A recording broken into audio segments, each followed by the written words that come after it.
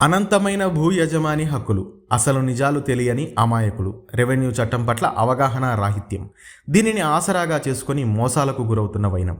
ధరణి రాకతో అయోమయంలో భూ యజమానుల జీవితాలు, నిషేధిత కాలాన్ని ధరణిలో జొప్పించి కుట్రపూరిత చర్యలు, భూ హక్కుల గురించి ధరణిలోకి మోసపూరిత వ్యవహారాలపై ఆదాబ్ హైదరాబాద్ అందిస్తున్న కళ్ళు చెదిరే నిజాలు. భూములకు సంబంధించి ఎటువంటి హక్కులుంటాయి? ఒకప్పుడు అంటే భూములను కొలిసి రికార్డులు తయారు చేసినప్పుడు తెలంగాణలో అయితే 1940వ సంవత్సరంలో, ఆంధ్రప్రదేశ్లో అయితే 1910వ సంవత్సరంలో భూములను సర్వే చేసి రికార్డులు తయారు చేయడం జరిగింది. అప్పుడు తయారు చేసిన రికార్డుల ప్రకారం 2 రకాల భూములు ఉన్నాయి. ఒకటి ప్రభుత్వ భూమి, మరొకటి ఇనాం భూమి, అంటే గవర్నమెంట్ ఇనాం, సర్కారీ ఇనాంగా కూడా పిలుస్తారు. భూములలో ఈ 2 క్లాసిఫికేషన్లు మాత్రమే ఉంటాయి.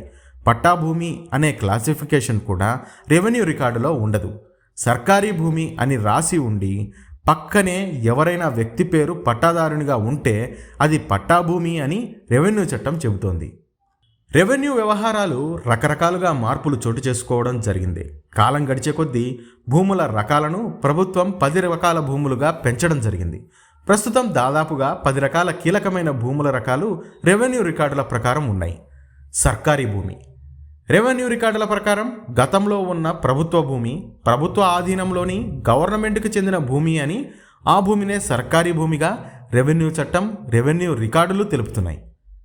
ఇనాం భూమి ఇనాం భూమి అంటే ఇనాం భూములను క్రమబద్ధీకరణ చేసి అట్టి రైతులకు రైత్వారీ పట్టా లేదా ఆక్యుపెన్సీ రైట్ సర్టిఫికేషన్ అంటే ఓఆర్సీని రైతులకు ఇచ్చి ప్రభుత్వం పట్టా భూములుగా మారిస్తే అప్పుడు అట్టి భూములు ఆ రైతులకు సంబంధించిన పట్టా భూములుగా రెవెన్యూ రికార్డులలో అప్డేట్ చేయడం జరుగుతుంది. కానీ ఏవైతే ఇనాం భూములకు రైత్వారీ పట్టా కానీ ఓఆర్సీ కానీ జారీ చేయకుండా ఉన్నాయో అట్టి భూములు మొత్తం నేటికి ఇనాం భూములుగానే రికార్డులలో పొందుపరచడం జరిగిందనే విషయాన్ని తెలుసుకోవాల్సిన అవసరం ఉంది.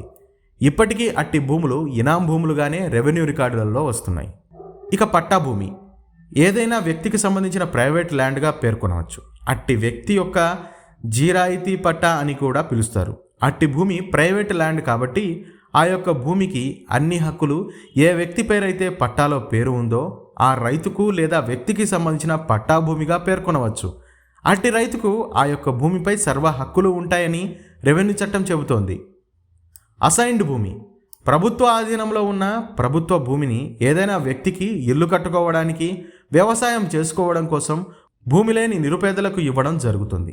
అలా ప్రభుత్వం నిరుపేద రైతులకు ఇచ్చిన భూమిని అసైన్మెంట్ పట్టాభూమిగా, డీఫామ్ పట్టాభూమిగా, లావోని పట్టాభూమి అని లేదా డీకేటీ పట్టాభూమి అని చట్టాలు, రెవెన్యూ రికార్డులు తెలుపుతున్నాయి. గతంలో దాదాపు తెలంగాణ, ఆంధ్రప్రదేశ్ రాష్ట్రాలలో కలుపుకొని సుమారు 50 లక్షల ఎకరాలు పైగా అసైన్మెంట్ భూమి ఉండేది. రెవెన్యూ రికార్డులు క్లాసిఫికేషన్ అసైన్డ్ భూమి అని రెవెన్యూ రికార్డుల్లో పొందుపరిచారు. అట్టి భూములు అసైన్డ్ భూములుగా పిలుస్తారు.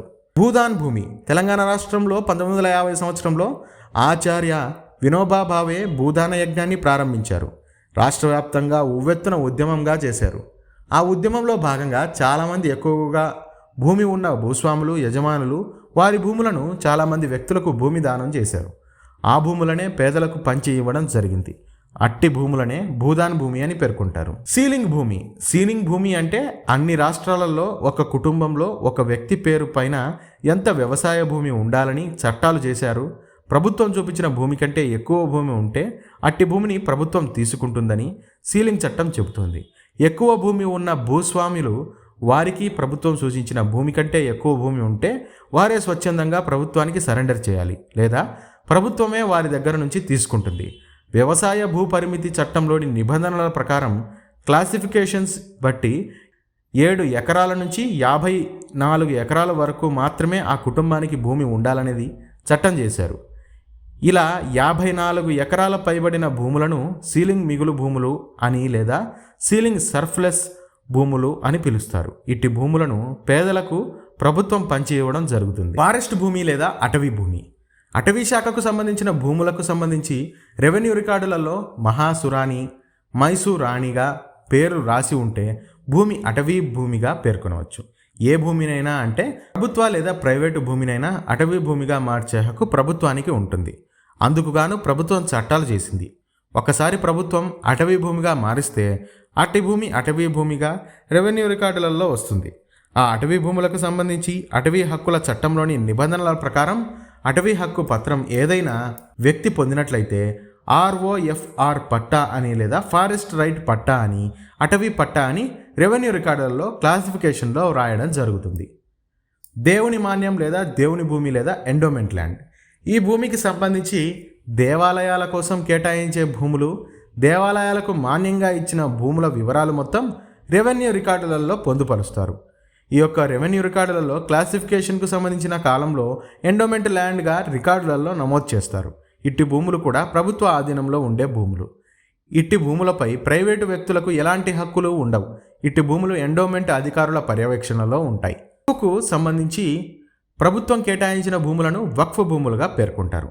ఇట్టి భూములను రెవెన్యూ రికార్డులలో క్లాసిఫికేషన్కు సంబంధించిన కాలంలో వక్ఫ్ ల్యాండ్ అని నమోదు చేస్తారు. ఇట్టి భూములు వక్ఫ్ బోర్డు పరిధిలో ఉంటాయి. స్థూలంగా ఎన్ని రకాల భూములు ఉన్నాయి, వాటి యాజమాన్యం పరిస్థితి ఏమిటి అన్నది తెలుసుకున్నాం. అయితే తెలంగాణలో బీఆర్ఎస్ ప్రభుత్వం ఉన్నప్పుడు ధరణి అనే పోర్టల్ని తీసుకువచ్చింది. దాని ద్వారా సమస్యలు తొలగుతాయి అనుకుంటే సమస్యలు పెరిగాయి. ధరణిలో నిషేధిత జాబితాకి సంబంధించిన కాలం ఉంది. అసలు ఆ కాలంలో లెక్క కట్టిన భూములు ఎక్కడా, ఎవరి ఆధీనంలో ఉన్నాయి అన్నది తెలుసుకోవాల్సిన అవసరం ఎంతైనా ఉంది. నిజంగా ఈ లెక్కలు తెలుసుకోగలిగితే ఈ భూముల మీద వచ్చే ఆదాయంతో కనీసం 1 సంవత్సరం పాటు తెలంగాణ రాష్ట్రాన్ని ఎలాంటి ఇబ్బందులు లేకుండా నడపవచ్చు అన్నది అక్షర సత్యం. ఆ దిశగా నూతనంగా ఏర్పడ్డ కాంగ్రెస్ ప్రభుత్వం చర్యలు తీసుకుంటుందా లేదా అన్నది చూడాలి. ఇక అసలు ధరణిలో దాగున్న అసలు గుట్టు ఏమిటి? ఎన్ని లక్షల ఎకరాలు అన్యాక్రాంతమయ్యాయి? అసలు ఏం జరుగుతోంది, ఇప్పటివరకు ఏం జరిగింది అన్న విషయాలు ఆధారాలతో సహా వెలుగులోకి తీసుకురానుంది ఆదాబ్ హైదరాబాద్. మా అక్షరం అవినీతిపై అస్త్రం.